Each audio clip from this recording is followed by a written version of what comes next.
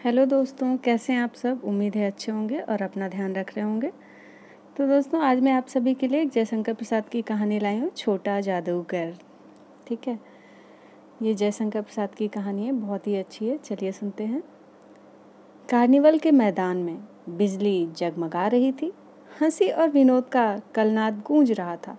मैं खड़ा था उस छोटे फुहारे के पास, जहाँ एक लड़का चुपचाप शराब पीने वालों को देख रहा था। उसके गले में फटे कुर्ते के ऊपर से एक मोटी सी सूत की रस्सी पड़ी थी और जेब में कुछ ताश के पत्ते थे। उसके मुंह पर गंभीर विषाद के साथ धैर्य की रेखा थी। मैं उसकी ओर न जाने क्यों आकर्षित हुआ। उसके अभाव में भी संपन्नता थी। मैंने पूछा, क्यों जी, तुमने इसमें क्या देखा? मैंने सब देखा। यहाँ चूड़ी फेंकते हैं, खिलौनों पर निशाना लगाते हैं, तीर से नंबर छेदते हैं। मुझे तो खिलौनों पर निशाना लगाना अच्छा मालूम हुआ। जादूगर तो बिल्कुल निकम्मा है। उससे अच्छा तो ताश का खेल मैं ही दिखा सकता हूँ। उसने बड़ी प्रगल्भता से कहा।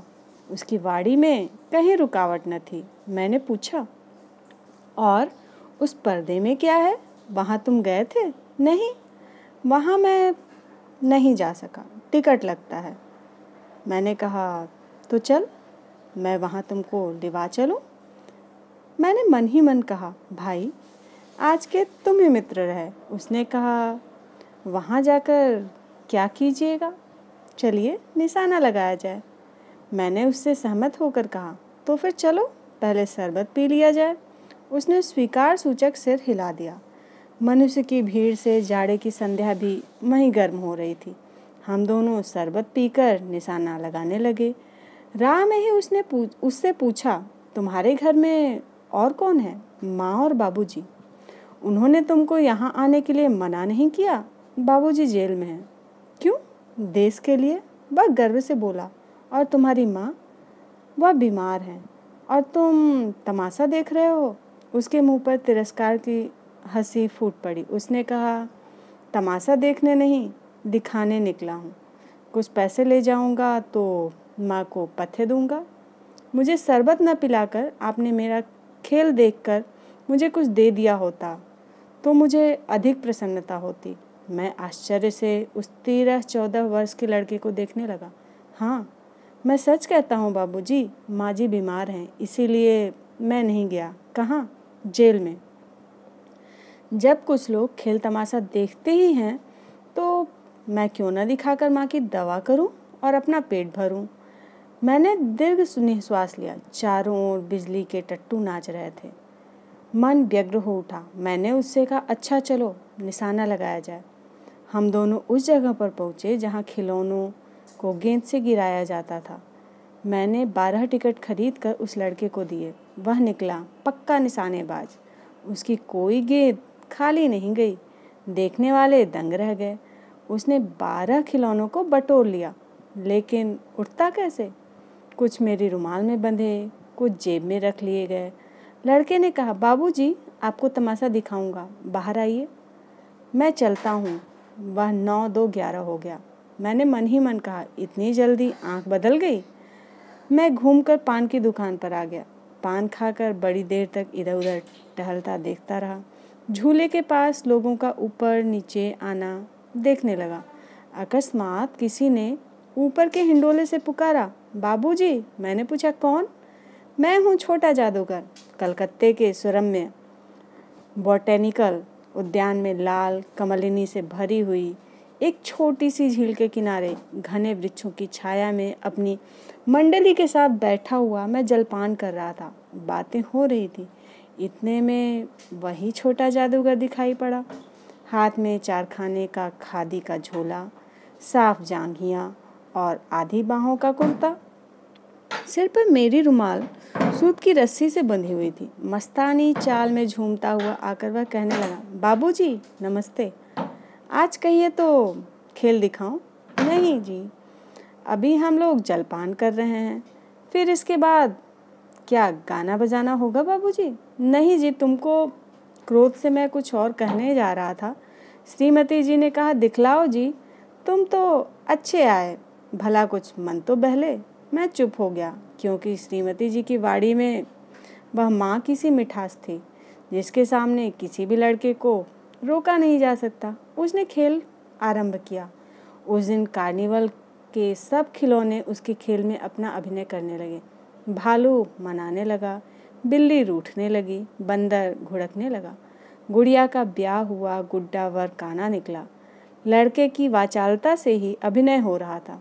सब हंसते हंसते लोटपोट हो गए। मैं सोच रहा था, बालक को आवश्यकता ने कितना शीघ्र चतुर बना दिया। यही तो संसार है। ताश के सब पत्ते लाल हो गए, फिर सब काले हो गए। गले की सूत की डोरी टुकड़े टुकड़े होकर जुट गई। लट्टू अपने से नाच रहे थे। मैंने कहा, अब हो चुका, अपना खेल बटोर लो, हम लोग भी अब जाएंगे। श्रीमती जी ने धीरे से उसे 1 रुपया दे दिया। वह उछल उठा। मैंने कहा, लड़के, छोटा जादूगर कहिए, यही मेरा नाम है, इसी से मेरी जीविका है। मैं कुछ बोलना ही चाहता था कि श्रीमती जी ने कहा, अच्छा, तुम इस रुपए से क्या करोगे? पहले भरपेट पकौड़ी खाऊंगा, फिर एक सूती कंबल लूँगा। मेरा क्रोध अब लौट आया। मैं अपने पर बहुत क्रुद्ध होकर सोचने लगा, ओह, कितना स्वार्थी हूँ मैं। उसके 1 रुपया पाने पर मैं ईर्ष्या करने लगा था ना। वह नमस्कार करके चला गया। हम लोग लता कुंज देखने के लिए चले।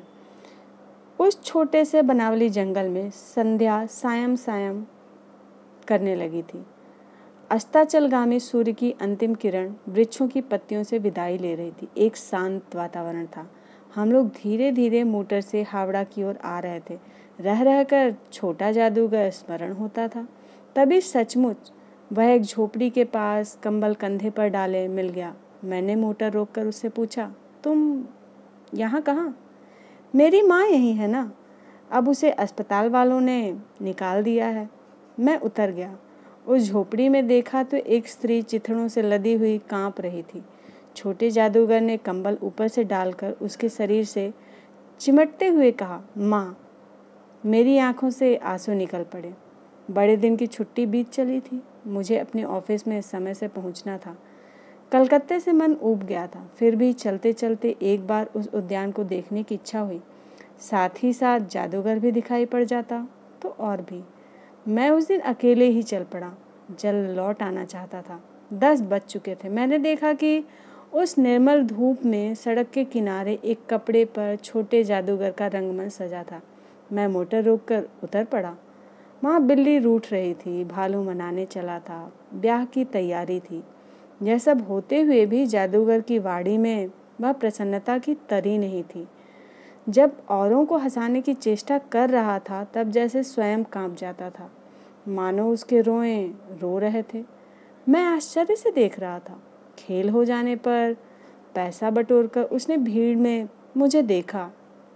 वह जैसे क्षण भर के लिए स्फूर्तिमान हो गया। मैंने उसकी पीठ थपथपाते हुए पूछा, आज तुम्हारा खेल जमा क्यों नहीं? माँ ने कहा है कि आज तुरंत चले आना। मेरी घड़ी समीप है, अविचल भाव से उसने कहा। तब भी तुम खेल दिखलाने चले आए? मैंने कुछ क्रोध से कहा, मनुष्य के सुख दुख का माप अपना ही साधन तो है। उसके अनुपात से वह तुलना करता है। उसके मुंह पर वही परिचित तिरस्कार की रेखा फूट पड़ी। उसने कहा, न क्यों आता, और कुछ अधिक कहने में जैसे वह अपमान का अनुभव कर रहा था। क्षण भर में मुझे अपनी भूल मालूम हो गई। उसके झोले को गाड़ी में फेंक कर उसे भी बैठाते हुए मैंने कहा, जल्दी चलो। मोटर वाला मेरे बताए हुए पथ पर चल पड़ा। कुछ ही मिनटों में मैं झोपड़े के पास पहुंचा। जादूगर दौड़कर झोपड़े में माँ माँ पुकारते हुए घुसा। जो भी पीछे था, किंतु स्त्री के मुंह से बे निकल कर रह गया। उसके दुर्बल हाथ उठकर गिर गए। जादूगर उससे लिपटा रो रहा था। मैं स्तब्ध था। उस उज्जवल धूप में समग्र संसार जैसे जादू सा मेरे चारों ओर नृत्य करने लगा। तो बस यही थी छोटे जादूगर की कहानी। अच्छी लगी तो लाइक करिए, शेयर करिए और सब्सक्राइब करिए। Thanks for watching. Bye bye.